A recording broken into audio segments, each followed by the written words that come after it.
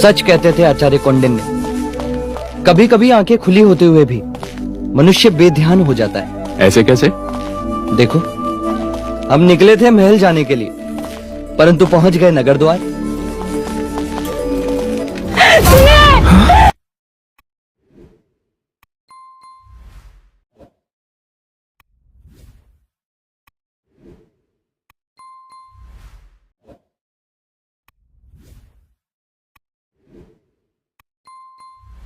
तो देखिए, युवराज आ रही है। युवराज! अगर युवराज ने इनके मृत शरीर को देख लिया तो क्या होगा? हमारा तो नगर निकाला हो जाएगा। देखो, हम ऐसा बर्ताव करते हैं जैसे कि कुछ हुआ ही ना हो।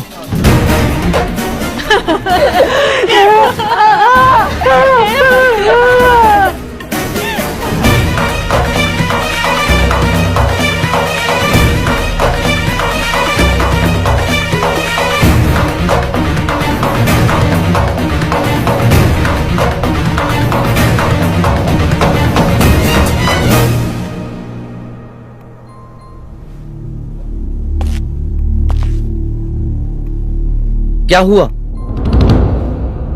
आप सबकी आंखों में आंसू कैसे? अब क्या बताएं युवराज, वो अभी अभी सूखी हवा की ऐसी आंधी आई कि सबकी आंखें गीली कर गई। आंधी? मैं और चन्ना भी यहीं थे, हमने तो कोई आंधी नहीं देखी।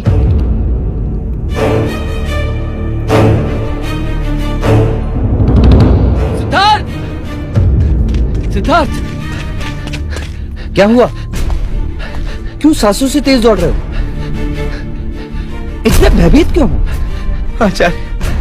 आचार्य कौंडिन्य कपिल वस्तु के गुरुकुल को छोड़कर हमेशा के लिए जा रहे हैं।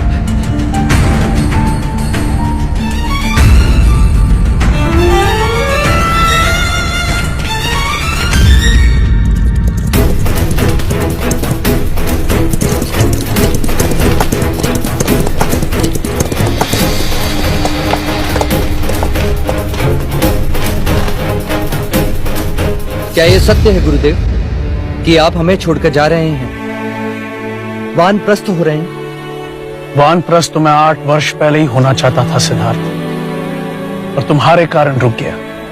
तो आज भी रुक जाइए ना गुरुदेव, आपके बिना ये सिद्धार्थ अधूरा है। अगर आप मुझे इस तरह छोड़कर चले। अरे सिद्धार्थ, तुम जानते हो ना, उस पेड़ पर एक चिड़िया ने अपना घोंसला बनाया है। जी। वही जो रोज अपने बच्चों को अपनी चोंच से खाना लाकर खिलाती है। जी गुरुदेव। आज उस चिड़िया ने अपने उन बच्चों को घोंसले से धक्का दे दिया है। क्यों? प्रश्न तो मैंने भी अपने आप से किया था, क्यों? तभी मुझे प्रकृति के भेद का पता चला। धरती पर गिरने से पहले उस चिड़िया के उन बच्चों ने अपने पंख फड़फड़ाए और देखते ही देखते वो उड़ने लगे। परंतु गुरुदेव, मुझे पंख फैलाने नहीं आते। मुझे जाना होगा सिद्धार्थ, मेरा कर्तव्य पूरा हुआ। मैंने अपना संपूर्ण ज्ञान तुम्हें दे दिया है। अब संन्यास आश्रम का समय आ गया है, और संन्यास आश्रम का मार्ग वानप्रस्थान से ही है। शास्त्रों में 4 आश्रम का ज्ञान दिया है, और हर एक आश्रम का अपना एक महत्व है। परंतु गुरुदेव, मेरी शिक्षा तो अभी अधूरी है। आपने मुझे वानप्रस्थ और संन्यास आश्रम का ज्ञान तो दिया ही नहीं। आचार्य कौंडिन्य, मेरा आपसे मतभेद है। आपने सिद्धार्थ को अहिंसा, ध्यान और मृत्यु का ज्ञान दिया, वो उचित न था। कुछ बातें समझाई नहीं जाती सिद्धार्थ, समय के साथ साथ समझ में आती है। राग, द्वेष, मोह, माया, वासनाओं के बंधनों में बंधोगे तभी उसे छोड़ने का ज्ञान होगा। जिसका अनुभव नहीं, उसकी बातें भी निरर्थक हैं। जैसे फल को पेड़ से तभी उतारा जाता है जब वो पूरी तरह पक जाए, वैसे ही वानप्रस्थ और संन्यास आश्रम का ज्ञान तुम्हें गृहस्थ आश्रम के पश्चात ही होगा। परंतु गृहस्थ आश्रम के पूर्ण होने के पश्चात मैं आपको कहां ढूंढूंगा? उस समय तुम्हें मुझे ढूंढने की आवश्यकता नहीं होगी सिद्धार्थ। तुम स्वयं ज्ञानी हो जाओगे। कदाचित मैं ही तुम्हें ढूंढते हुए आ जाऊं। ये लो, इसमें मेरा सारा ज्ञान संजोए रखा है मैंने। उचित समय आने पर इसका चिंतन करना। तुम्हारे कुछ प्रश्नों के उत्तर तुम्हें अवश्य मिल जाएंगे।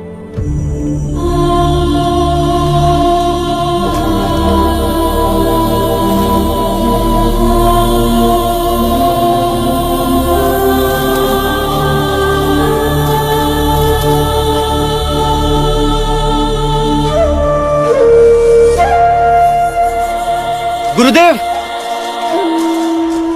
रुक जाइए गुरुदेव। आपके बिना मैं अकेला रह जाऊंगा गुरुदेव। रुक जाइए आचार्य। क्या तुम्हें ऋग्वेद की ऋचा स्मरण है? जी। तो आंखें बंद करो और बोलो। तत् त्वम असि सह अहम अस्मि अहम ब्रह्मास्मि।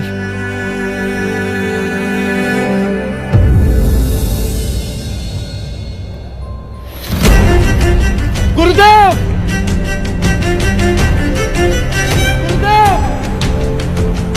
जीवन किसी एक स्थान पर रुकता नहीं। जैसे नदी का पानी बहता रहता है, यदि वो एक स्थान पर रुक जाए तो दूषित हो जाता है। अपने मन को शांत करो। ध्यान में बैठकर अपने विचारों पर, अपनी भावनाओं पर संयम पाने का प्रयत्न करो। शांत मन मनुष्य की प्रत्येक समस्या का चिकित्सक होता है। तुम्हें अपने आप मुक्ति मिलेगी।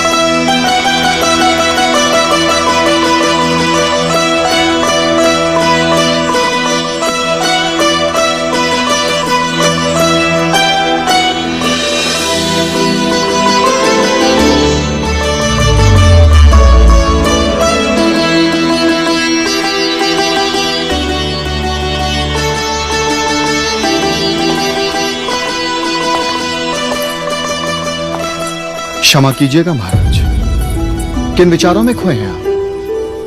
नृत्य में भी आपका ध्यान नहीं है।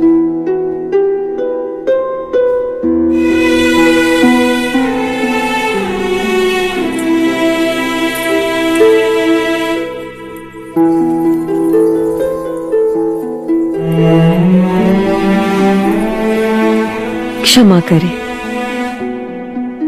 हम आपका मनोरंजन नहीं कर पा रहे हैं। कोई त्रुटि हुई हमसे? नहीं मोहिनी, आज मन चिंताग्रस्त है। किस विषय में महाराज? असित मुनि की भविष्यवाणी तुम भली भांति जानते हो उदया, और युवराज की रुचि ध्यान की ओर बढ़ती जा रही।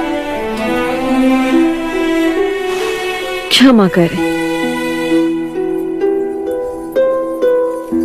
किंतु युवराज की सेवा करने का अवसर आपने हमें नहीं दिया। जब काम बाण चलता है ना महाराज, तो बड़े बड़े ध्यानी मुनि भी भोग की बोली बोलने लगते हैं, और युवराज ने काम का रंगीन संसार देखा ही कहाँ है। महाराज, मोहिनी बिल्कुल सत्य कह रही है। युवराज अभी तक कौंडिन्य के संपर्क में आए, इसलिए ध्यान की बातें करने लगे, और जब वो इन सुंदरियों और मोहिनी के साथ रहेंगे तो भोग विलास में रत हो जाएंगे। महाराज, काम सबको पिघलाता है। यूं तो जीवन में कई अग्नि है और अग्नि सब कुछ नष्ट कर देती है, किंतु एक अग्नि है जो सृजन करती है, जिस अग्नि से आनंद प्राप्त होता है, जो मन के वैराग्य को जलाता है और मोह पाश में जकड़ लेता है। ठीक है मोहिनी, आज से युवराज का उत्तरदायित्व तुम्हारा। काम शास्त्र तुम उसे सिखाओ।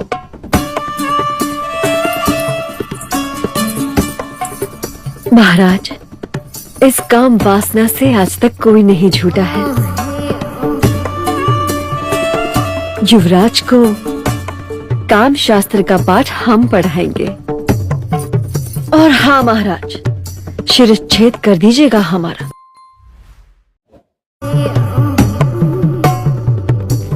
सिद्धार्थ,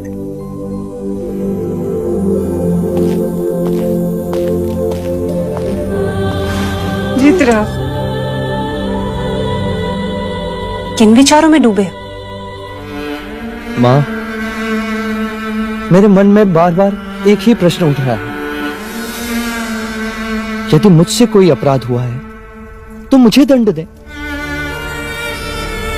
आचार्य कौंडिन्य को पद से हटाने की क्या आवश्यकता थी? क्योंकि वह स्वयं एकांत चाहते थे, वानप्रस्थ होना चाहते थे। उन्हें तो अपनी इच्छा से एकांत मिल गया और मुझे अकेलापन। आचार्य कौंडिन्य मेरे हर प्रश्न का उत्तर थे, मेरी जिज्ञासा का प्रत्युत्तर थे। अब मैं किससे प्रश्न करूंगा और किससे उत्तर पाऊंगा? ईश्वर से। ईश्वर जो स्वयं एक प्रश्न है, वो प्रश्न के उत्तर क्या देगा? जो ईश्वर बोलता नहीं, जो ईश्वर देखता नहीं, वो ईश्वर जिसका कोई ठिकाना नहीं। नहीं सिद्धार्थ, बल्कि यूं कहो कि सारी सृष्टि उसका ठिकाना है।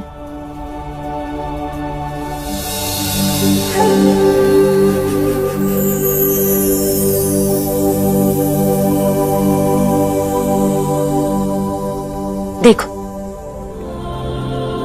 ये सूर्य भी ईश्वर का एक रूप है जो दिखाई देता है, जो अपने धूप से तुम्हें छूता भी है और अपने उजाले में सृष्टि का ज्ञान देता है। क्या ये किसी गुरु या आचार्य से कम है? और संध्या में जब ये डूब जाता है तो हम निराश नहीं होते। क्यों? क्योंकि हमें विश्वास है कि ये कल फिर आएगा, एक नई सुबह के साथ। सिद्धार्थ, ईश्वर के एक नहीं अनेक रूप होते हैं। कभी वो आचार्य कौंडिन्य के रूप में आता है तो कभी सूर्य बनकर, कभी मित्र के रूप में आता है तो कभी पुत्र बनके। न जाने कल तुम्हें किस रूप में मिल जाए।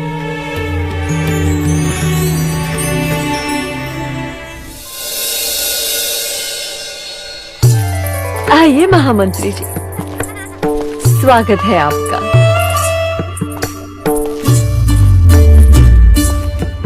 सुंदर, अति सुंदर। युवराज अवश्य पसंद करेंगे। देवियों, आज तक केवल क्षत्रिय अपनी मातृभूमि के लिए युद्ध करते आए हैं, अपने तलवार के बल पर शत्रुओं पर विजय प्राप्त करते आए हैं। परंतु इस बार यह कार्य आप लोगों को करना है। तलवार तो हम उठा नहीं सकते, हम तो बस पलकें उठा सकते हैं। तलवार से अधिक बेधक शस्त्र हैं आपके पास। आपका सौंदर्य, आपका श्रृंगार, आपकी ये भाव भंगिमाएं, रति जैसी मादकता और उन सब से सर्वोपरि आपकी पुरुषों को समझने की क्षमता। युवराज स्वभाव से उदास है, करुणा से भरे हैं, दूसरों के दुख को अपना दुख समझते हैं। आपका यह कर्तव्य होगा कि आप सब उन्हें वैराग के विपरीत उंगली पकड़कर जीवन का आनंद प्राप्त करने की शिक्षा दें। उन्हें समझाएं कि संसार में जितना दुख है उससे कहीं अधिक सुख है। ये रंगीन रातें, ये मादक शरीर, ये सुर सुरा, ये वो सुख हैं जिससे उनके मन में उठने वाली वैराग की भावना सदा के लिए समाप्त हो जाए।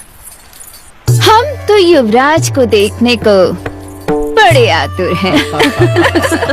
और हम आपको उनसे मिलवाने को, जो गणिका उनके आसक्ति का कारण बनेगी वो सम्राज्ञी का सम्मान पाएगी। अति उत्तम। आप चिंतित ना हो महामंत्री जी।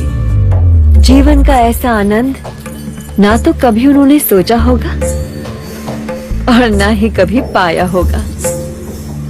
उदासी उनकी दास होगी और आनंद उनका साथी।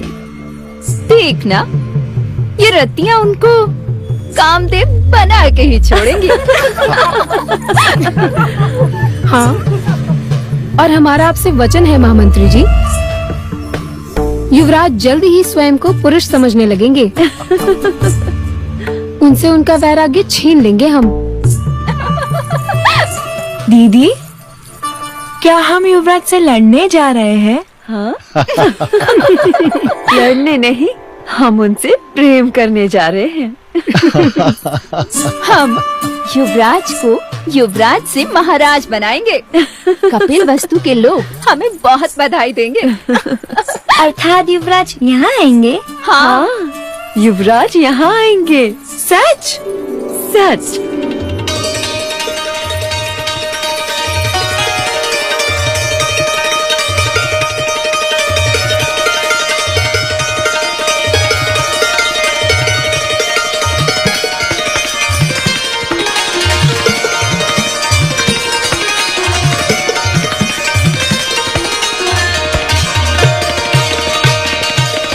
उत्तम, अति उत्तम।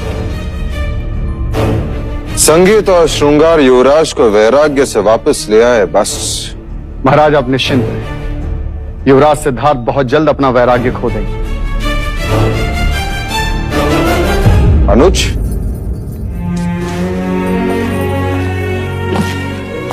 प्रणाम महाराज। तुम देवदास से कब लौटे? अभी अभी लौटा महाराज। अभी तक खुश तो हैं? जी। और महाराज दंडपानी? सदा की भांति बात तो मिश्रे की ही कर रहे थे, परंतु ईर्ष्या की गंध तो आ ही रही थी। आपसे और युवराज सिद्धार्थ से बड़ी ईर्ष्या करते हैं हम। महाराज, बोलो अंगद। कौशल नरेश का राजदूत आया है, महाराज से मिलने की अनुमति चाहता है। कौशल? जी महाराज। महाकौशल का राजदूत? क्यों? उसे कहो कि हम राज्यसभा में मिलेंगे। जो आज्ञा महाराज। कपिल वस्तु के शाक्य नरेश, महाराज शुद्धोदन, मैं आपको अपने पुत्र युवराज प्रसन्नजीत के राज्याभिषेक के अवसर पर श्रावस्ती पधारने का आमंत्रण देता हूं। आपकी उपस्थिति युवराज का सद्भाग्य होगा और मेरा बहुमान। मोहर कौशल नरेश, महाराज महाकौशल।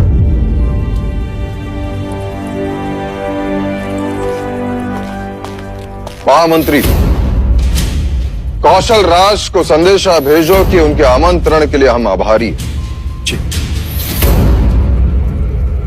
पुत्र का राज्याभिषेक हर पिता के जीवन के लिए सौभाग्य होता है।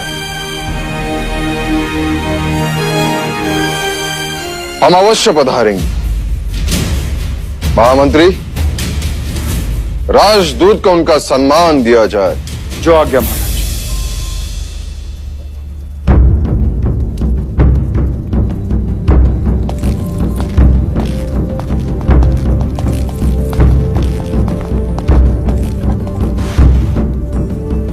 महाराज, क्या आपका कौशल राज जाना उचित होगा? मैं तो कहता हूं महाराज, किसी बात का निमित्त बनाकर टाल दीजिए। इस राज्याभिषेक का आमंत्रण केवल कौशल राज का शक्ति प्रदर्शन लगता है। नहीं महाराज, आपको वहां अवश्य ही जाना चाहिए, और यदि आपकी अनुमति हो तो मैं भी साथ चलूंगा। मुझे भी कौशल नगरी देखनी है, और साथ ही युवराज प्रसन्नजीत को भी। हाँ हाँ, क्यों नहीं। वैसे भी आज नहीं तो कल हमारा सामना प्रसन्नजीत से होगा ही। नहीं, तुम नहीं जा सकते। किंतु क्यों नहीं जा सकता? यदि मैं तुम्हें ले जाऊं तो मैं सिद्धार्थ को कैसे मना कर पाऊंगा? तो आप सिद्धार्थ को भी साथ ले चलिए। नहीं देवदत्त, इस समय कपिल वस्तु के भावी सम्राट को वहां ले जाना खतरे से कम नहीं। क्यों हर बार सिद्धार्थ की वजह से मुझे सहन करना पड़ता है? क्यों आप उसे कोई भी कारण बता के मना नहीं कर सकते? देवदत्त, अपने विवेक की चौखट मत लांघो। इतनी भी समझ नहीं कि महाराज से प्रश्न नहीं करते। जाओ यहां से।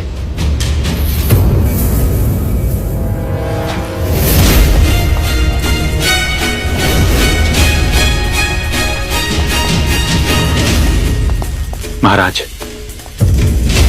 देवदत्त की ओर से मैं क्षमा मांगता हूं। मैं उसे समझा दूंगा।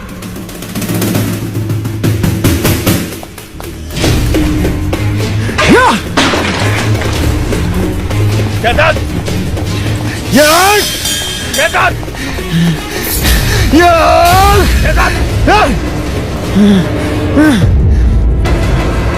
क्रोध में चीजों को नष्ट करने का स्वभाव तुम्हें तुम्हारी मां से मिला है। मां से कुछ तो मिला, पिता से तो कुछ भी नहीं। देवदत्त, मेरी बात ध्यान से सुनो। आज तक वही तो करता आया हूं। शांत! और एक बात गांठ बांध लो, महाराज को निराश करने का अर्थ है अपने ही भाग्य को ठोकर मारना। सिद्धार्थ से दूर जा रहे हैं महाराज। उसे भोग विलास में इतना डुबो दो कि सांस लेने की सुध न रहे। उससे क्या होगा? विलास का अतिरेक उसे निष्क्रिय बना देगा। तलवार जब अधिक समय तक मयान में रहती है तो उसे जंग लग जाता है, और जंग लगी हुई तलवार पर प्रजा कभी भरोसा नहीं करती। समझे?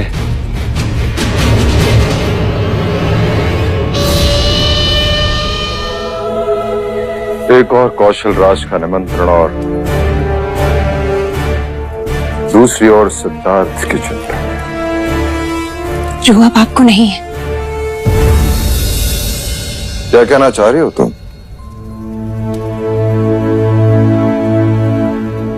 सिद्धार्थ को रंग भवन भेजना उचित है क्या? उसमें अनुचित क्या? गीत संगीत भोग विलास क्षत्रियों का गुण धर्म है। किंतु इस आयु? हाँ, इसी आयु में। क्या इस आयु में सन्यासी की तरह सोचना उचित है?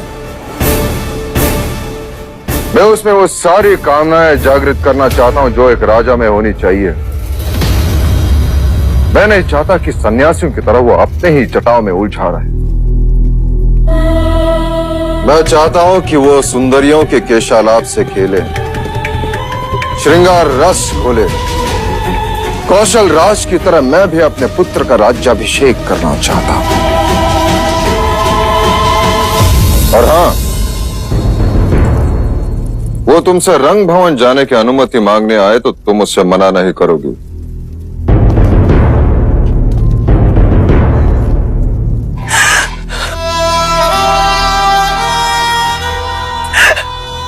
महादेवी,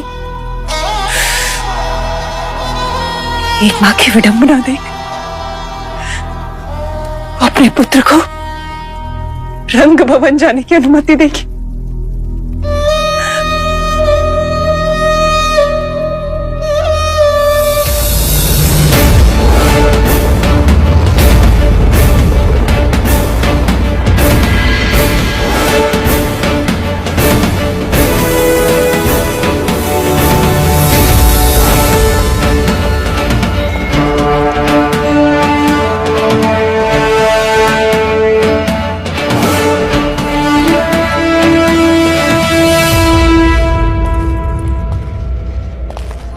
महाराज शुद्धोधन, कौशल राज्य में आपका स्वागत है। आशा करते हैं कपिल वस्तु से श्रावस्ती तक का प्रवास आपका सुखद रहा होगा। जी मंत्रीवर, अपने घर से चले और आपके घर पहुंच गए, बस। पधारिए महाराज।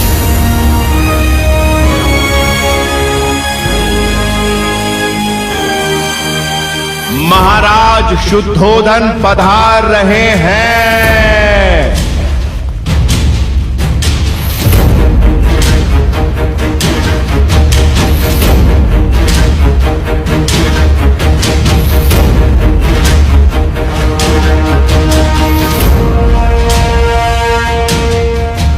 विराजिए महाराज।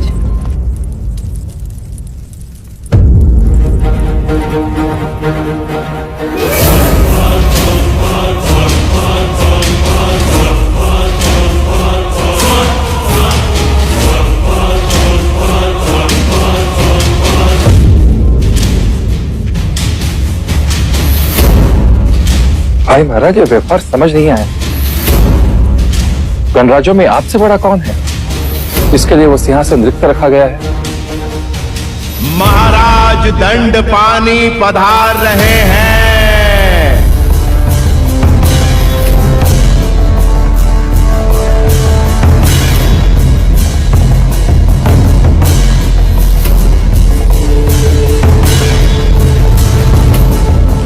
विराजिए।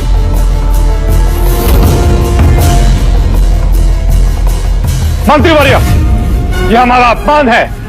आप भली भांति जानते हैं कि शाक्य कुल के महाराज शुद्धोधन है और हमारी छत्र छाया में गणराज्य के सभी राजा आते हैं। क्षमा करें महाराज, परंतु राजा दंडपानी कौशल राज्य के घनिष्ठ मित्र हैं। तो क्या उनकी मित्रता की आड़ में आप हमारे महाराज का अपमान करेंगे? अब हम यहाँ एक क्षण भी नहीं रुक सकते। महाराज रुकिए।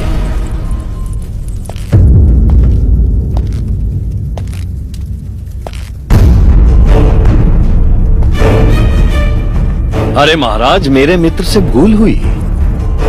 आप मेरे आसन पर विराजे। आप औहदे में हमारे महाराज हैं। अगर इतना ही ज्ञान है तो आपको भी सभा को अभी त्याग देना चाहिए। मैं आपसे क्षमा मांगता हूं महाराज शुद्धोधन। आइए, आसन ग्रहण कीजिए। जहां मान नहीं वहां स्थान नहीं दंडपानी।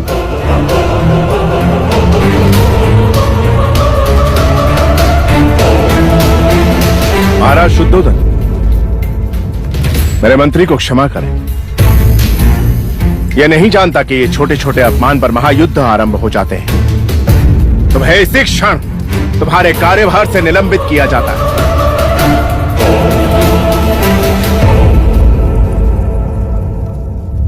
महाराज, आप चाहे तो इसी घड़ी इसकी गर्दन इसके धड़ से अलग कर दीजिए,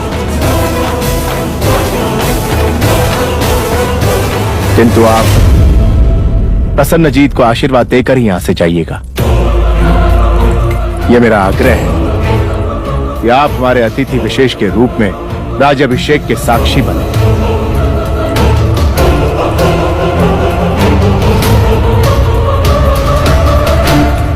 आइए महाराज।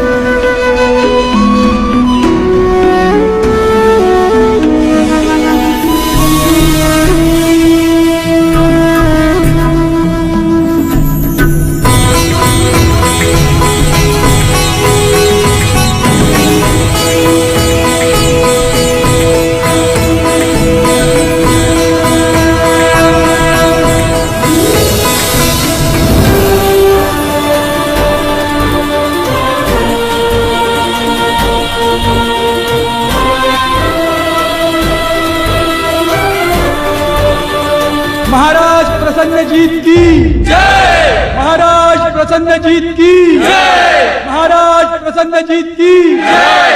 महाराज प्रसन्नजीत। भाई महाराज, क्या हुआ?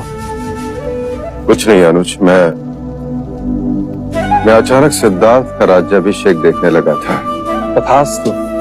जब सिद्धार्थ सजेगा तो सारा भारत वर्ष देखेगा।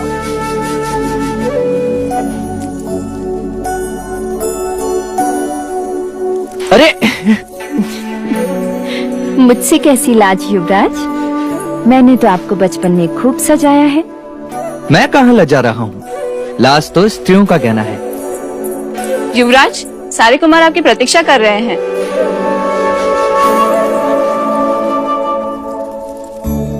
लाज औरतों का कहना है तो संयम पुरुषों का आभूषण है युवराज।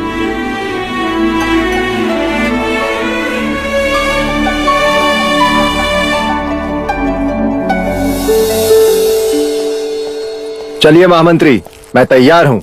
बस कुमार, एक बार युवराज सिद्धार्थ आ जाए। सिद्धार्थ, मेरी बात मानिए, वो नहीं आएगा। उसे सुरा और सुंदरी दोनों में ही कोई रुचि नहीं है। उसे तो केवल पेड़ के नीचे बैठकर बांसुरी बजाने में ही आनंद आता है। लेकिन हम वहाँ पर करेंगे क्या? हमें कुछ नहीं करना है अनुज। जो करेंगी वो सब सुंदरियां करेंगी। वो क्या करेंगी? वो मदिरा का पान कराएंगी, मन बहलाएंगी और मैं तो बहुत उत्साहित हूँ महामंत्री। इस दिन की मुझे कई दिनों से प्रतीक्षा थी। लो, आ गए हमारे अतिथि विशेष। चले? एक प्रश्न है। लो, हो गए शुरू। रंग भवन जाने का उद्देश्य? हम रंग भवन इसलिए जा रहे हैं क्योंकि अब आप बड़े हो गए हैं, जीवन के नए पहलू पे दृष्टि डाल सके। उम्र के साथ शरीर और भावनाएं भी बदलती हैं। हर एक चीजों का ज्ञान आवश्यक है। वहाँ क्या होगा? सारी रात प्रश्न और क्या। माया का परिचय होगा, काम का ज्ञान होगा, वासना का बांध टूटेगा। कुछ बातें समझाई नहीं जाती सिद्धार्थ, समय के साथ साथ समझ में आती हैं। राग, द्वेष, मोह, माया, वासनाओं के बंधनों में बंधोगे तभी उसे छोड़ने का ज्ञान होगा।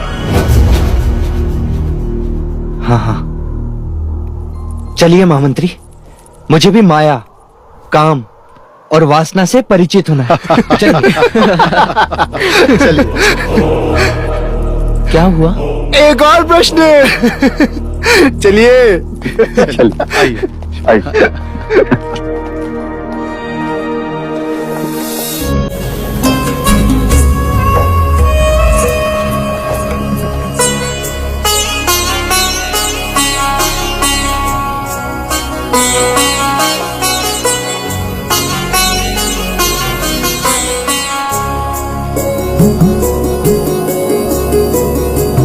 युवराज, ये रंग भवन आपके लिए विशेष रूप से आनंद प्रमाद के लिए सजाया है।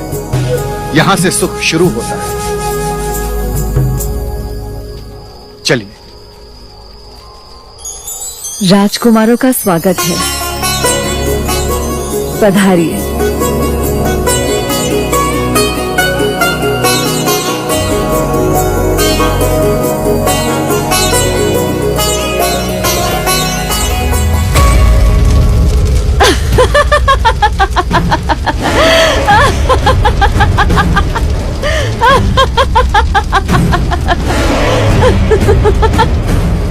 ये क्या ठिठोली है मोहिनी? सच्चाई है महामंत्री जी। कहने को तो ये रंग भवन है, लेकिन है यहाँ केवल अग्नि ही अग्नि।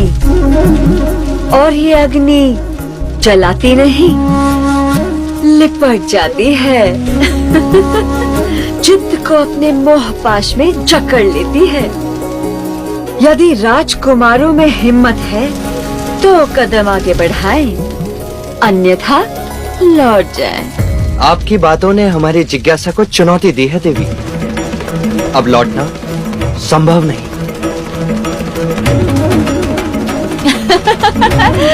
स्वागत है आपका भी।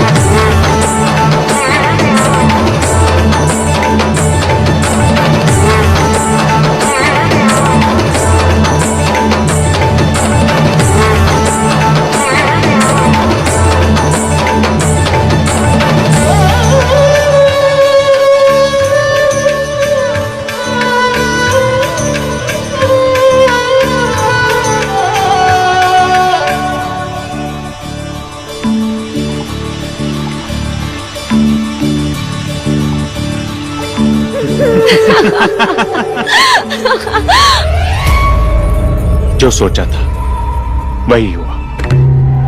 कहते हैं ना कि कमल कीचड़ में खिलता है। पर यहाँ तो कमल तल में ही धस गया। अब देखना, सिद्धार्थ कभी भी रंग भवन से बाहर नहीं आ पाएगा। और इस समय रति ने युवराज को अपने बाहों के फास में जकड़ लिया होगा।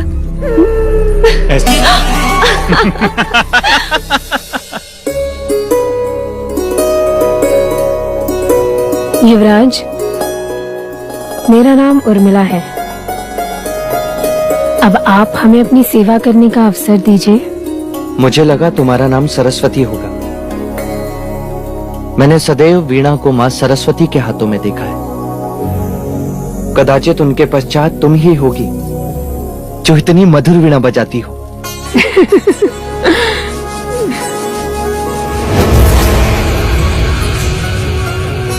मैं आपके लिए ऐसा क्या कर सकती हूँ जिससे आपका चित्त प्रसन्न हो? अगर तुम मेरा चित्त प्रसन्न करना चाहती हो तो मुझे रिचाई गाकर सुनाओ। क्षमा, रिचाई मैं नहीं जानती। और वैसे भी उन्हें गाना तो ब्राह्मणों का अधिकार है, गणिकाओं का नहीं। ऐसा किसने कहा? वेद उसी के जो उसका पठन करें, रिचाई उसी की जो उसे गाए। आवाज जाति, वर्ण और ज्ञान से परे होती है। पर गणिका सबसे परे होती है युवराज। हमने तो केवल प्रेम का शास्त्र सीखा है। प्रेम ही हमारा वेद है, आकर्षण उसकी ऋचाएं और तृष्णा उसका फल। तो ठीक है, जो तुम्हें आता है वही सुनाओ।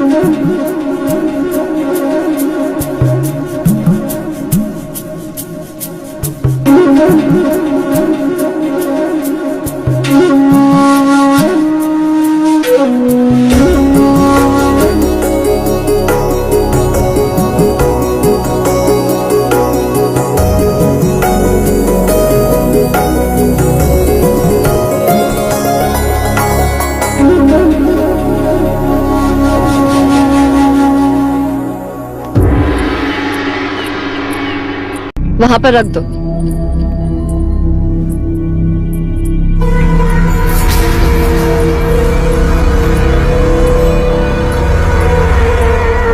क्या देख रहे हो? कपिल वस्तु की इन गलियों को। क्यों? ऐसा क्या है इनमें आर्य? देख रहा था जब इन्हीं गलियों में सिद्धार्थ मदिरा का प्याला लिए घूमेगा, तब जाके महाराज को पता चलेगा कि उन्होंने सिद्धार्थ को किस दलदल में फेंक दिया। रंग भवन बहुत अच्छी जगह है। और कंचनी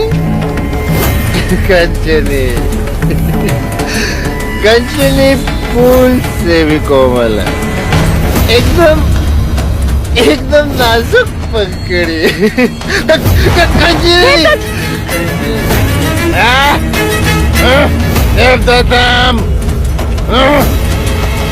रंगमन और कंचनी और देवता। युवराज,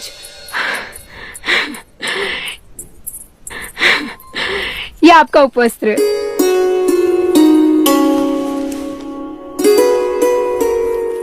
आप कब आएंगे? जब सांझ ढलेगी, जब मन विचलित होगा। क्यों? यहाँ क्यों आओगे? क्योंकि जब मन विचलित होता है तो गुरुदेव ने मुझे ध्यान का मार्ग सिखाया, परंतु कल रात तुम्हारी आवाज ने ध्यान की कमी का आभास भी नहीं होने दिया। तो उपहार? उपहार? उपहार क्या दूं?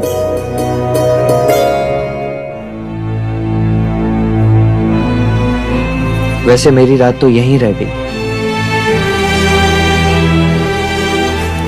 तो तुम इसे ही उपहार समझ लो।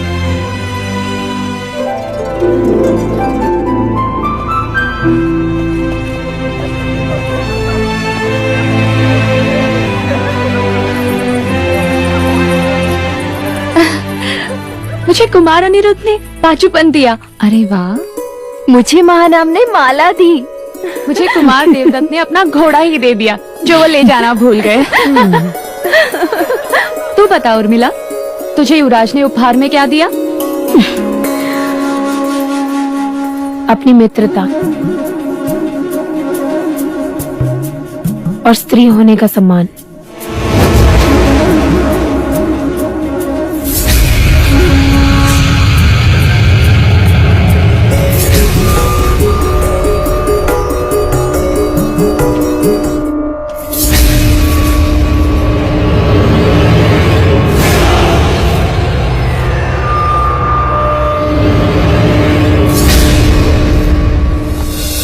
सबके सामने आपका अपमान जानबूझकर किया गया था भाई महाराज।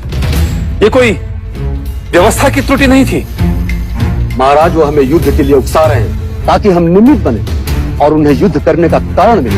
वो ऐसा तभी कर पाएंगे सेनापति, जब उन्हें पूर्ण विश्वास होगा कि वो हम पर विजय प्राप्त करेंगे। शाक्यों पर विजय प्राप्त करना इतना सहज नहीं है महाराज। इसीलिए वो हम शाक्यों में फूट डालकर हमें निर्बल करने का प्रयत्न कर रहे हैं, और यही कारण था कि उन्होंने राजा दंडपानी को एक विशेष स्थान दिया।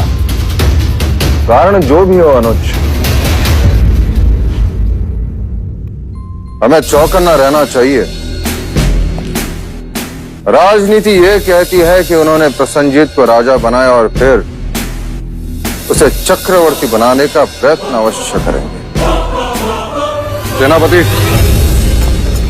गुप्तचर को सावधान करो, प्रत्येक जानकारी जुटाओ। न जाने क्यों मुझे कपिल वस्तु के क्षितिज पर युद्ध के बादल दिखाई दे रहे हैं।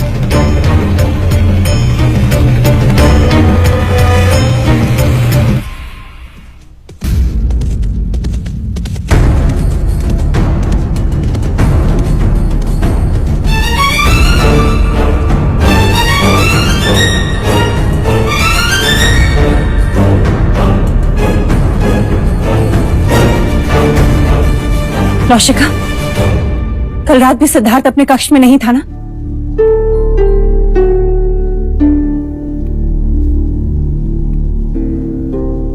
इसीलिए मैंने विरोध किया था, पर महाराज ने मेरी नहीं सुनी। परिणाम देख, सिद्धार्थ दिन रात रंग भवन में बिताता है। सन्यासी और सम्राट के इस युद्ध में अपनी मनुष्यता ही ना खो बैठे।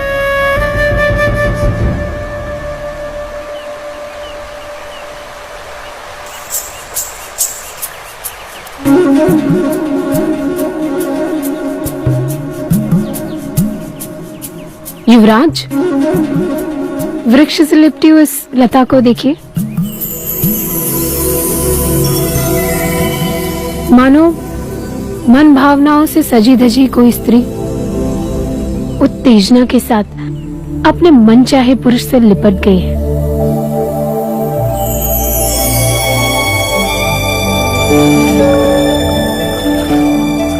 युवराज, उन झाड़ी को देखो।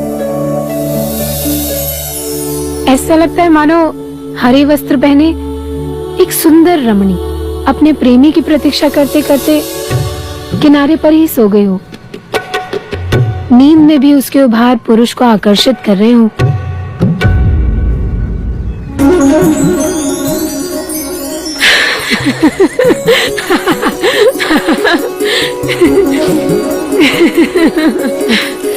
पक्षियों में नारी जाति का सामर्थ्य देखो। मादा आगे आगे चलती है और नर उसके पीछे पीछे, मानो वो उसका दास हो। पर नर ऐसा जानबूझ के नहीं करता।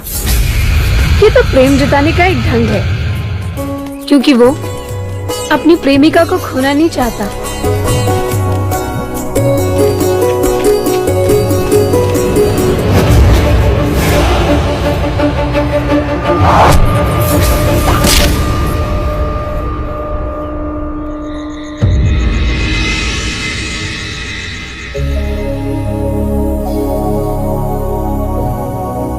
जब मेरा मन विचलित होता है तो मैं तुम्हारे पास आता हूं। जब तुम्हारा मन विचलित होता है तो तुम कहां जाती हो?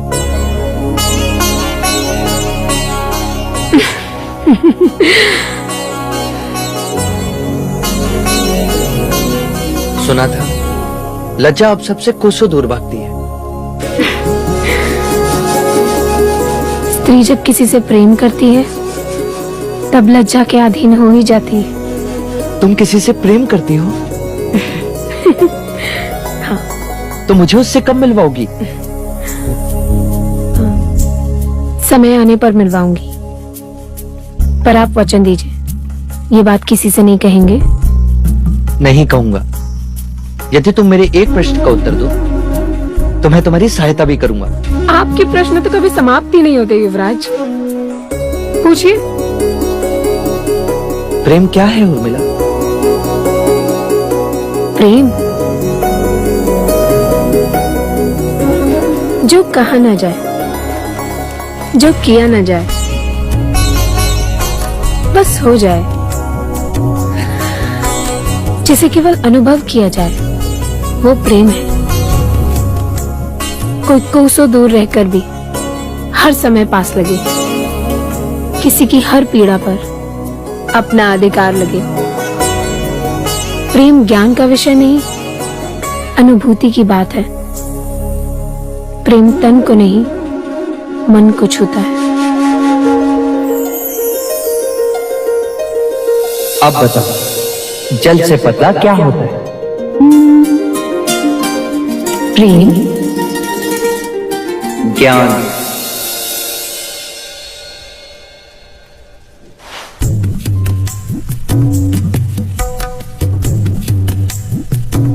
उर्मिला, क्या प्रेम जल से पतला होता है? हाँ, लाख रोकने पर भी वो अपना मार्ग ढूंढ ही लेता है। और ज्ञान?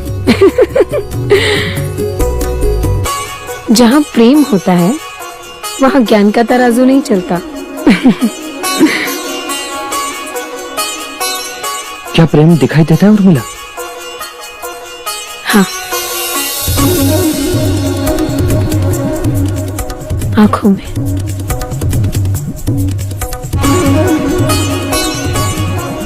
मिल लो मेरी आंखों में स्वयं से।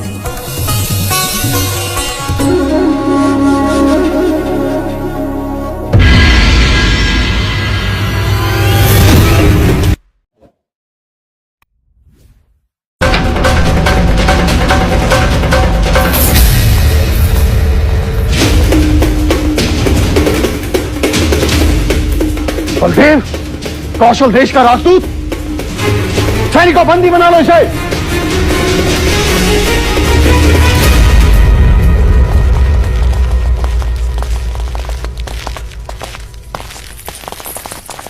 युवराज,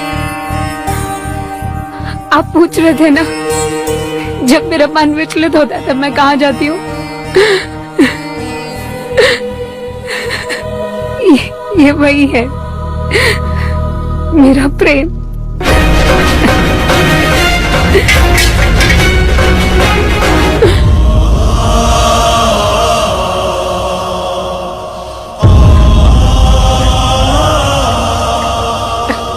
युवराज, मेरे प्रेम की सहायता कीजिए, उन्हें बचा लीजिए, उन्हें बचा लीजिए युवराज, उन्हें बचा लीजिए।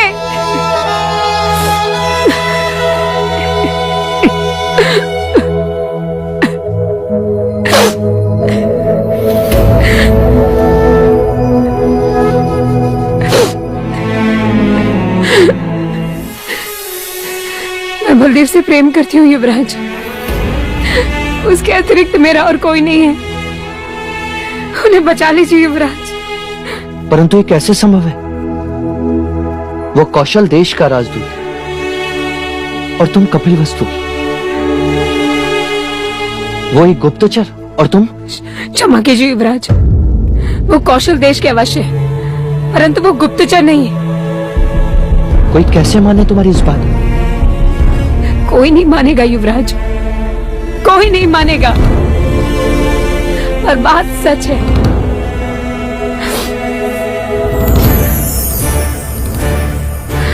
पिछले वर्ष मैं और मेरी कुछ सहेलियां जल क्रीड़ा के लिए गए थे।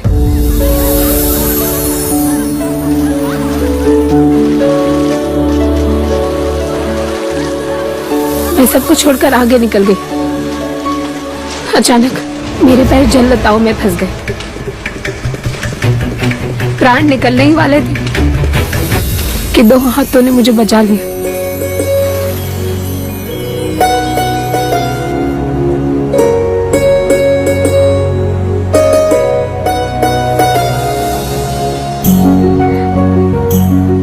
वो प्रथम दृष्टि थी जब प्राणों ने प्राणों को पहचाना था, आंखों ने आंखों को वचन दिया था। वहां कोई देश नहीं था, कोई धर्म नहीं था, कोई वर्ग नहीं था तो केवल प्रेम। क्या प्रेम की एक दृष्टि आयु भर के लिए पर्याप्त होती है? हाँ युवराज। तो क्या उसे पता नहीं था यदि वो पकड़ा जाएगा तो उसे गुप्तचर समझा जाएगा? प्रेम भय से परे होता है युवराज, नहीं तो भंवरा कमल में बंदी बन के मरता नहीं, आग में पतंगा जलता नहीं।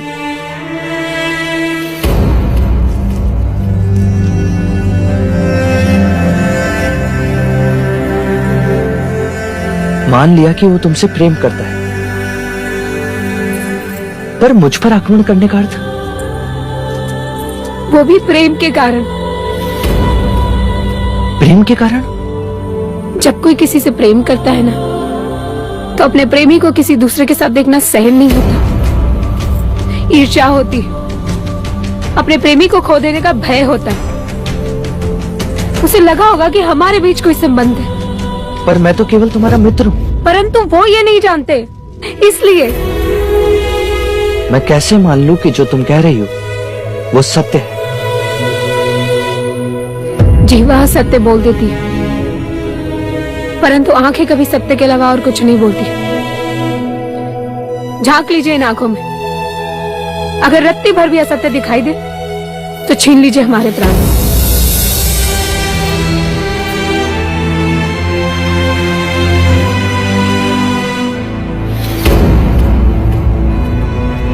क्या आपको हमारी आंखों में प्रेम की सच्चाई नहीं दिखाई देती?